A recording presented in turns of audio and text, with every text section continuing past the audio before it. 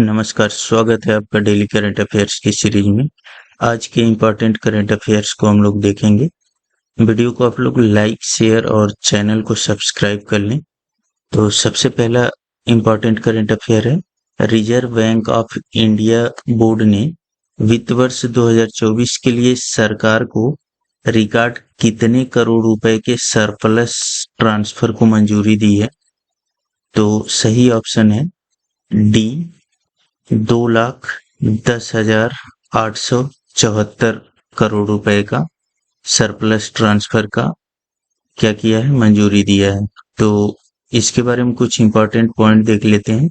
Reserve bank of India board ने वित्त वर्ष 2024 के लिए सरकार को रिकॉर्ड 2,10,874 करोड़ रुपए के सरप्लस ट्रांसफर की मंजूरी दी है। पिछले वित्त वर्ष 2022-23 में आरबीआई ने सरकार को 87,416 करोड़ का सरप्लस ट्रांसफर किया था, यानी ये पिछले साल की तुलना में 1.2 लाख करोड़ रुपए ज्यादा है। ठीक है, ये मीटिंग मुंबई में गवर्नर शक्तिकांत दास की अध्यक्षता में की गई थी। आरबीआई की आय और व्यय के बीच के अंतर को सरप्लस कहते हैं। भारतीय रिजर्व बैंक अधिनियम 1934 की धारा 47 के अनुसार ये सरप्लस ट्रांसफर किए जाते हैं। ठीक है, नेक्स्ट अगला इंपॉर्टेंट करंट अफेयर है, हाल ही में किन यूरोपीय देश ने फिलिस्तीन को देश का दर्जा दिया है? ठीक है, तो सही ऑप्शन है ऑप्शन ए, नॉर्वे, आयरलैंड और स्पेन ने। ठीक है, इन्होंने क्या किया है, फिलिस्तीन को देश का दर्जा देने की घोषणा की है। तो आयरलैंड, नॉर्वे और स्पेन ने फिलिस्तीन को राष्ट्र की मान्यता दी है। आयरलैंड के प्रधानमंत्री साइमन हैरिस ने फिलिस्तीन को एक देश के तौर पर मान्यता देने की घोषणा की है। नॉर्वे के साथ ही स्पेन ने भी फिलिस्तीन को आधिकारिक तौर पर मान्यता देने का ऐलान किया है। आयरिश पीएम साइमन हैरिस ने कहा है कि अगर फिलिस्तीन को एक देश के तौर पर मान्यता नहीं दी गई तो फिर मिडिल ईस्ट में शांति नहीं आएगी। तीनों देशों के इस फैसले का इजराइल ने विरोध किया है। इजराइल के विदेश मंत्री इजराइल काट्ज ने आयरलैंड और नॉर्वे स्थित इजरायली राजदूतों को वापस लौटने को कहा है। फिलिस्तीन को दुनिया के 140 से अधिक देशों ने मान्यता दे रखी है। हमास के हमलों के जवाब में 7 अक्टूबर 2023 को इजराइल ने गाजा पट्टी पर क्रूर हमले किए थे। इस जंग में अब तक 35,000 से ज्यादा फिलिस्तीनी मारे जा चुके हैं। नेक्स्ट अगला इंपॉर्टेंट करंट अफेयर है, न्यूजीलैंड के ऑकलैंड शहर में स्थित वेब्स ऑक्शन हाउस में लुप्त हो चुकी किस पक्षी का एक दुर्लभ पंख 23.63 लाख रुपए में नीलाम हुआ है? तो सही ऑप्शन है बी, हुइया। ठीक है, तो न्यूजीलैंड के ऑकलैंड शहर में स्थित वेब्स ऑक्शन हाउस में लुप्त हो चुकी हुइया पक्षी का एक दुर्लभ पंख 23.63 लाख रुपए में नीलाम हुआ है। नीलामीकर्ताओं ने इस पंख की शुरुआती कीमत 1.66 लाख से 2.5 लाख रुपए आंकी थी। हुइया पक्षी के इस पंख का वजन 9 ग्राम है। इससे पहले 2010 में हुइया पंख 7 लाख रुपए में बिका था। हुइया न्यूजीलैंड के वेटल बर्ड प्रजाति में सबसे बड़ी पक्षी थी। यह मीठी बोली, काले चमकदार पंख और सफेद रंग की लंबी पूंछ के लिए जानी जाती थी।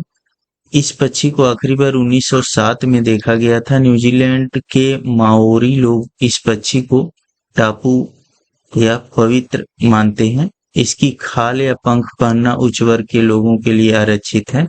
हुइया पक्षी के पंख को कल्चर एंड हेरिटेज मिनिस्ट्री ने ताउंगा टुटुरु प्रमाणिक खजाना के रूप में पंजीकृत किया है। इसके तहत पंख को बिना अनुमति न्यूजीलैंड से बाहर नहीं ले जाया जा सकता है। नेक्स्ट अगला क्वेश्चन है, milky way photographer of the year 2024 का खिताब किसे मिला है? तो सही ऑप्शन है मार्सिन जॉर्जैक। इनको जो है यह milky way photographer of the year 2024 का खिताब मिला है। तो इसके बारे में थोड़ा कुछ इंपॉर्टेंट पॉइंट पढ़ लेते हैं। पोलैंड के लैंडस्केप फोटोग्राफर मार्सिन जॉर्जैक को milky way photographer of the year 2024 का किताब मिला है। मार्सी ने अमेरिका के यूटा प्रांत के वैली स्टेट पार्क और ऊपर आकाशगंगा की छटा वाली फोटो को कैमरे में कैद किया था। अमेरिका के यूटा प्रांत की ये तस्वीर milky way photographer of the year चुनी गई है। इस फोटो में थ्री सिस्टर्स हुडू रेगिस्तान में चट्टानी ढांचा इसको कहते हैं के पास खिलते जंगली फूल हैं। यह इलाका अमेरिका के सबसे साफ आसमानों में से एक है। मार्सिन जाजक पोलैंड के वारसा शहर के रहने वाले हैं। उन्हें astronomy photographer of the year से भी नवाजा गया है। कैप्चर द एटलस ने 7वें सालाना milky way photographer of the year का आयोजन किया है। तो इसका आयोजन करने वाला कौन सा संस्था है? Capture the Atlas. इस प्रतियोगिता में 25 विजेताओं की घोषणा की गई थी। इसमें दुनिया भर के फोटोग्राफर्स की मिल्की वे की बेस्ट पिक्चर शामिल की गई थी। नेक्स्ट अगला इंपॉर्टेंट करंट अफेयर है। भारतीय मसालों में हानिकारक पदार्थों की मिलावट की बात किसने खारिज कर दी है? तो सही ऑप्शन है ऑप्शन नंबर डी, FSSAI। ठीक है, इसने जो है यह खारिज कर दी है। Food safety and standard authority of India FSSAI ने भारतीय मसालों में हानिकारक पदार्थों की मिलावट की बात खारिज कर दी है।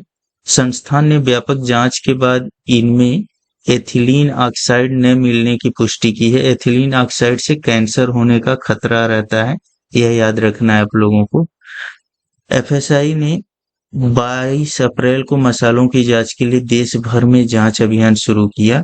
जांच में महाराष्ट्र और गुजरात में एवरेस्ट की मैन्युफैक्चरिंग यूनिट से 9 नमूनों की जांच हुई। दिल्ली, हरियाणा और राजस्थान से MDH की मैन्युफैक्चरिंग यूनिट से 25 नमूनों की जांच की गई।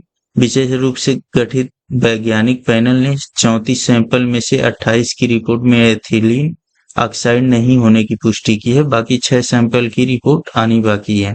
ठीक है, देश में अन्य ब्रांडों के मसालों के 300 से अधिक सैंपल इकट्ठे किए गए थे, जिनमें से किसी में भी एथिलीन ऑक्साइड की मौजूदगी नहीं थी। ठीक है, स्पाइस बोर्ड एथिलीन ऑक्साइड को 10.7 सेल्सियस से ऊपर के तापमान पर ज्वलनशील रंगहीन गैस के रूप में परिभाषित करता है। यह कीटाणुनाशक, स्टरलाइजिंग एजेंट और कीटनाशक के रूप में काम करता है। इसका इस्तेमाल चिकित्सा उपकरणों को स्टरलाइज करने और मसालों में माइक्रोबियल कंटेनमेंट को कम करने के लिए किया जाता है। ठीक है, ऐसा इसलिए किया गया क्योंकि कुछ देशों द्वारा इन मसालों पर शिकायत की गई थी कि इसमें जो है एथिलीन की मात्रा मिलाई जा रही है। नेक्स्ट जो है अगला इंपॉर्टेंट करंट अफेयर है। हाल ही में किस संस्थान ने उत्तर भारत में वायु प्रदूषण और स्वास्थ्य प्रभावों पर एक अनुसंधान रिपोर्ट पेश की है? तो सही ऑप्शन है option number C, IIT Jodhpur ने।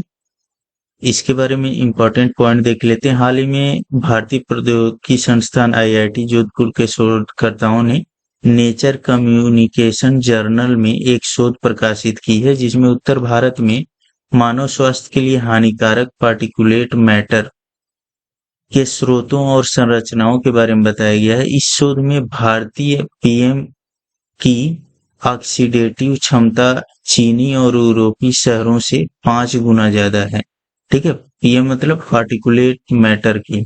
ठीक है, नेक्स्ट अगला इंपॉर्टेंट करंट अफेयर है। भारतीय मिस्त्री टीम ने एशियाई रिले चैंपियनशिप में कौन सा पदक जीता है?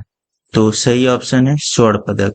ठीक है, तो इसके बारे में देखते हैं। भारत ने बैंकॉक में उद्घाटन एशियाई रिले चैंपियनशिप 2024 में मिश्रित 4x400 मीटर टीम स्पर्धा में नए राष्ट्रीय रिकॉर्ड के साथ स्वर्ण पदक जीता है। ठीक है, तो यह एशियाई रिले चैंपियनशिप कहाँ हो रहा था? बैंकॉक में। ठीक है, तो भारतीय रिले टीम में कौन कौन थे? मोहम्मद अजमल, ज्योतिका श्री डांडी, अमोद जैकब और शुभा वेंकटेशन। ठीक है, श्रीलंकाई टीम जो है रजत पदक और वियतनाम की टीम क्या जीती है? कांस्य पदक।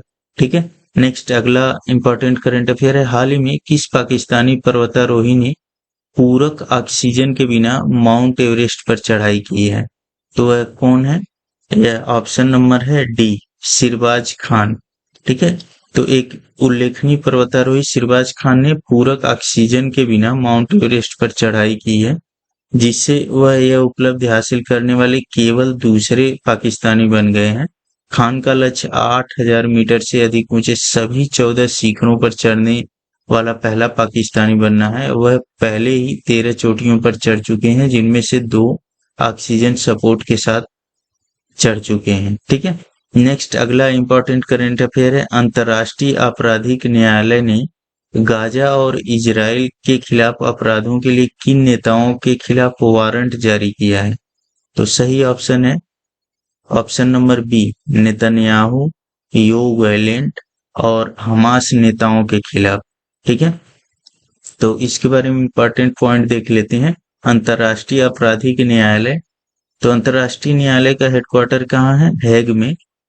ठीक है, ने गाजा और इजराइल के लिए इजराइल के खिलाफ अपराधों के लिए नेतन्याहू, योव गैलेंट और हमास नेताओं के खिलाफ वारंट जारी किया। हमास ने इजराइल में 1200 लोगों को मार डाला और गाजा में इजराइल के हमलों के दौरान 35,000 से अधिक लोग मारे गए हैं। ठीक है, वारंट का अर्थ यह है कि वे 124 देशों में वांटेड हो जाएंगे। यदि न्यायालय निर्णय देता है तो उन्हें 30 वर्ष तक के कारावास की सजा हो सकती है। नेक्स्ट अगला करंट अफेयर, भारत का शेयर बाजार कितने ट्रिलियन डॉलर के स्तर तक पहुंच गया है, जो विश्व में 5वां सबसे बड़ा बाजार बन गया है? तो सही ऑप्शन है ऑप्शन बी, 5 ट्रिलियन। तो भारत का शेयर बाजार 414.75 लाख करोड़ रुपए, 5 ट्रिलियन डॉलर के स्तर तक पहुंच गया है, जो विश्व में 5वां सबसे बड़ा बाजार बन गया है। 28 मई 2007 को भारत ने पहली बार 1 ट्रिलियन और 16 मई 2017 को 2 ट्रिलियन। नेक्स्ट जो है 24 मई 2021 को 3 ट्रिलियन और 29 नवंबर 2023 को 4 ट्रिलियन, और अब जो है 5 ट्रिलियन का आंकड़ा पार कर लिया है।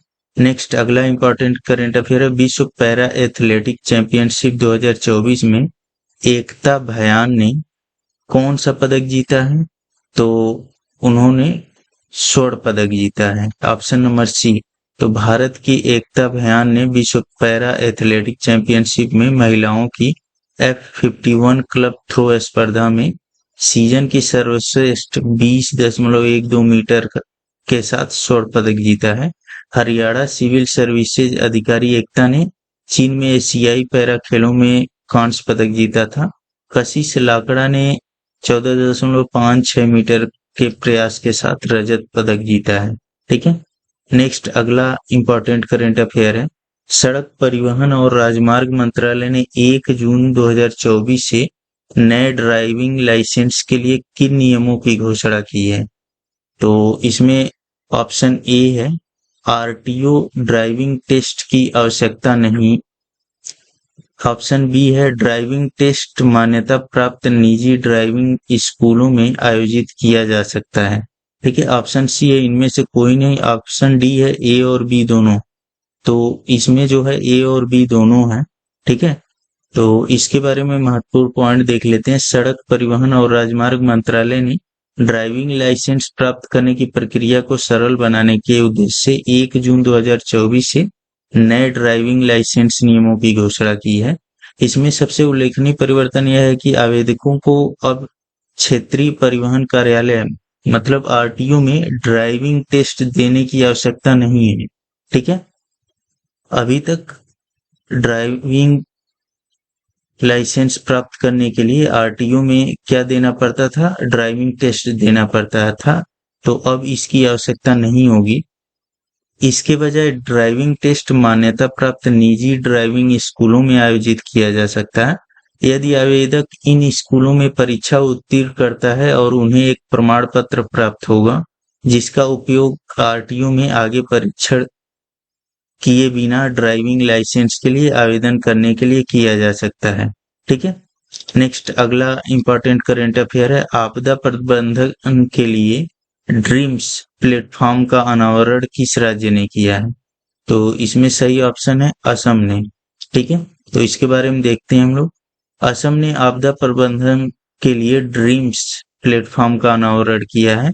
असम के मुख्य सचिव रवि कोटा द्वारा लॉन्च किया गया आपदा रिपोर्टिंग और सूचना प्रबंधन प्रणाली प्लेटफॉर्म, इसका फुल फॉर्म है यह आपदा रिपोर्टिंग और सूचना प्रबंधन प्रणाली ड्रीम्स प्लेटफॉर्म, यूनिसेफ के सहयोग से कुशल आपदा रिपोर्टिंग और सहायता वितरण की सुविधा प्रदान करता है। ड्रीम्स महत्वपूर्ण प्रभाव आंकड़े एकत्र करता है, क्षतिग्रस्त फसलों, पशुधन हानि और अन्य आपदा बहाली प्रयासों के लिए राहत वितरण में तेजी लाता है। असम के मुख्यमंत्री कौन है? तो हिमंत बिस्वा शर्मा है। ठीक है, तो इस वीडियो में इतना ही। वीडियो को आप लोग लाइक शेयर और चैनल को सब्सक्राइब कर लें। धन्यवाद।